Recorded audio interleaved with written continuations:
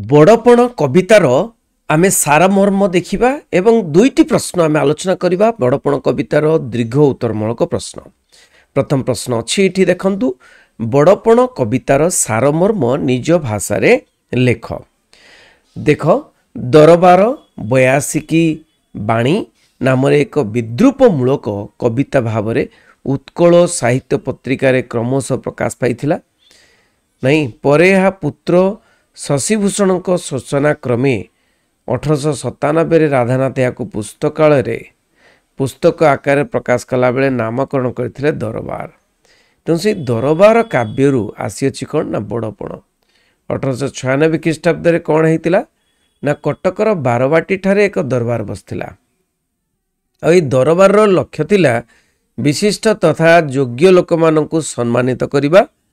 और सही दरबार रे राधानाथ को कौन ना राय बहादुर और चंद्रशेखर को महा महा उपाध्याय कौन कौन देख पिला माने एठी जे राय बहादुर क्या ना राधानाथ को राय बहादुर उपाधि, चंद्रशेखर को महामोह उपाध्याय उपाधि रे अभिषिक्त कराजिबार थिला। राधानाथ उपाधि रे भूषित होई आत्मसंतोष नुहे आत्मग्लानि रे जर्जरित होई उठथिले। तो असंतुष्ट मनर विकार जो उद्गिरण बा अग्नि उद्गिरण होइतिला ता परवर्ती समय व्यंगात्मक साहित्य बा दरबार रूप में प्रकाश होइतिला। ए काव्यर कियदंश हेउची आलोच्य बड़पण कविता। तेणु दरबार कियदंश आलोच्य बड़ बड़ कविता। तेणु ए कवितार कौन अच्छी ना, कवितार उपस्थित राजन्य मंडली बा राजागण मुख्यतः कवि समालोचना तांको करिसंती। सेमानंक पूर्वपुरुषंक गौरव गाथा संपर्क रे सेमानंको चिताई देइचंती जे तुमर पूर्वपुरुष कर गौरव बहुत थिला। से गौरव को खाली ख्याति को बिकी भांगी करी खाउच, निजे किछि गर्व गौरव माने कमई पाउन। पूर्वजन माने अशेष जश ख्यातिर अधिकार थिले। सेमाने कौन करुथिले ना प्रजा मानंको पुत्र परी पालन करुथिले, पुत्र परी देखुथिले। किंतु वर्तमान राजा माने कौन ना प्रजा पीड़क, प्रजा को शोषण करुथिले, शोषण करुचंती।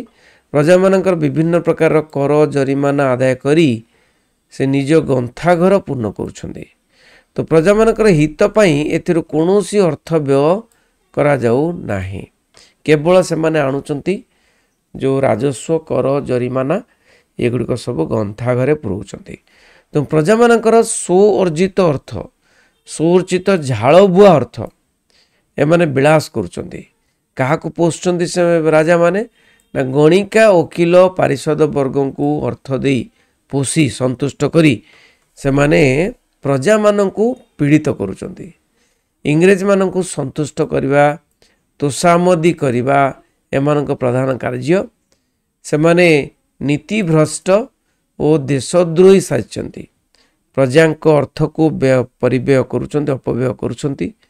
सेमाने मन रखिबा उचित, चेतावनी दे दिछन सेमानकु जे सेमाने मन रखिबा उचित जे मनीष जश कीर्ति को नहीं अमर होइताए, कर्म ही जीवनर मानदंड।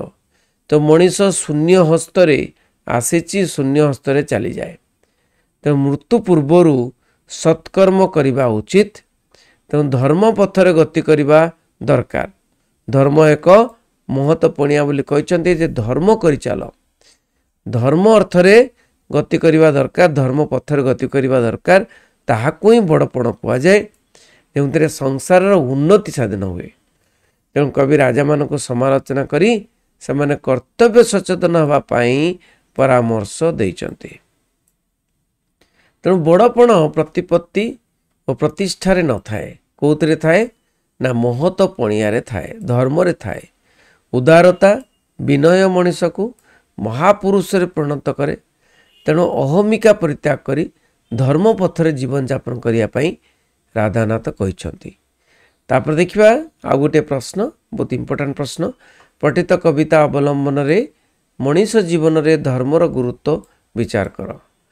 कविंकर राधानाथ राय का दरबार काव्यर प्रथम तो लिखिबो जे राधानाथ राय को ऊपर टिकिए तांको प्रशंसा कर लिखिले भल। तापरे दरबार कथा आलोचना करिबो। दरबार काव्य रे कियदंश हेउची कौन ना आलोच्य बड़पण कविता। उक्त कवितारे कवि ओडिशार राजा जमीदार मानकु अधर्म अन्याय परित्याग करी धर्म अर्जन करने को परामर्श प्रदान करिसेंती। राजा और जमीदार माने धर्म कर्म रे मन दबा दरकार। धर्म व्यतीत ए संसार रे आउ सब निरर्थक नहीं कि। तेणु ए विशाल संसार सागर पारी हवा पाई कौन ना संसार सागर पारी हवा पाई ईश्वर बा भगवान हमको धर्म गोटे धरे देइछन्ते। एकमात्र नौका होची धर्म ए संसार सागर पारी हवा पाई। तो विधाता बा ईश्वर मर्त्यवासी पाई एक सुंदर पोत निर्माण करिसेंती। से पोत होची धर्म पोत। धर्म ही कवि दृष्टि रे एकमात्र महत्वपूर्ण। धर्म ही मनीष को चिर अमर करी रखे। कौन चिर अमर करी रखे? धर्म नहीं कि। सबू अढ़ई दिनिया बोली कहते। जिते भी गर्व अहंकार धन रत्न एगुड़िक सब कौन प्रतिपत्ति एगुड़िक सब अढ़ई दिनिया। आउ माने रहिब लॉन्ग टर्म रे कोटा नहीं कि सेटा होची कौन दीर्घ प्राय होइके रहिब कोची कोटा ना धर्म। से धर्म को पोत सहित बा नौका सहित तुलना करछंती एवं कहउछंती नौका जेमिति नौका द्वारा जेमिति संसार पारी हो जाए से भली भाव में धर्म द्वारा आमे संसार को सागर को पारी हो पारिबा। धर्म धन रे धर्म होची धन। धर्म धन रे यदि धनी हैला मनीष ताले से धन ठारू आउ बड़ धन आउ किछि नाही। तो धर्म धन रे धनी हेले मनीष ठारू से धन केही छड़े नहीं पारिबे नाही। सेई धर्म माने सेई धर्म धन केही अपहरण करि पारिबे नाही।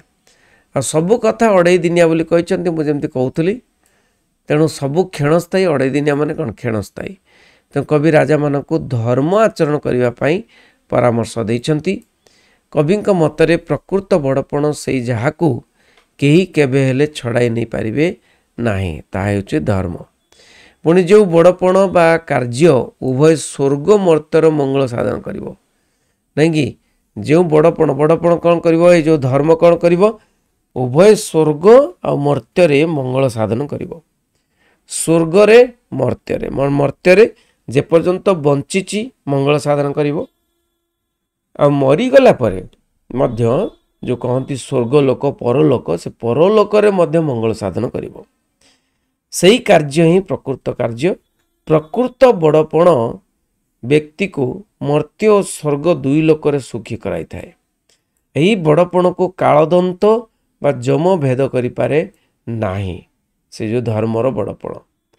राधानाथ किंतु व्यक्ति विशेष विशेषकर राजा मान को चेताई देवाक चाहती किपरि कार्य कले जम मुहर रक्षा पाइबे। हे राजागण तांको सचेतन करचंती एहीपरि बड़पण रे मन दियो धर्म रे मन दियो प्रजा मानकर सेवा कर जाफल कि काल तुम पाखरे पशि पारिबो नाही। हेला न करी से प्रकृत बड़पण बा निदा बड़पण जहाँकि तुमर इह काल परकाल। इह काल माने वर्तमान जोटी अच्छ परकाल माने आफ्टर मृत्यु मृत्यु परे। तेणु उद्धार करिवो कोटा ना धर्म यही बड़पण। अलिक मोहमाया रूपक संसार रु मन फेराई नियो एवं जो बड़पण मोर जीवन रे दीक्षित करिवो सेथिरे मन निवेश कर। तेणु जीवन को अमर जोटा करदेव माने मरीगला परे समस्ते मन रखिए सही माने बड़पण रे दीक्षित हुओ। मोह माया संसार प्रति उदासीन भाव पोषण करी धर्म आड़ को दृष्टि रखी जीवन यापन करने को कवि उपदेश प्रदान करिसेंती।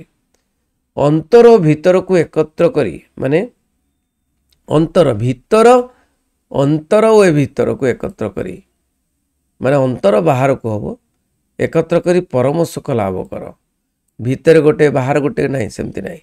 प्रकृत रे सेही राजा उच्च प्रशंसार अधिकारी हुए जी प्रजा अनुरंजन आदि कर्म माने प्रजा को खुशी करने पे कर्म करे। आत्मा अनुसंधान रे मन दे थाए। आत्म अनुसंधान माने आत्मा को खोज बा अंतर आड़ को यात्रा करथाए। कवि राधानाथ मनीष जीवन रे धर्मर श्रेष्ठत्व प्रतिपादन करी धर्म पथर परिचालित होगा परामर्श देइचंती। पिलाए ये जो दुईटी प्रश्न बड़पणर आम आलोचना कलु निश्चय भल लगी सांग मानू शेयर कर सांग मानू डाकिकी आण एवं ये जो टेलीग्राम रे जो बड़ ग्रुप अच्छी से टेलीग्राम रो ग्रुप रे जॉइन कर जोटा कि 2025 बोर्ड एग्जाम बोल लिखाई तो से जॉइन कर एवं आगो को बढ़ एवं व्हाट्सएप ग्रुप रे मध्य जॉइन कर। थैंक यू वेरी मच समस्त को आणिबो सब सांग मानू जोड़िबो चैनल रे। वंदे उत्कल जननी।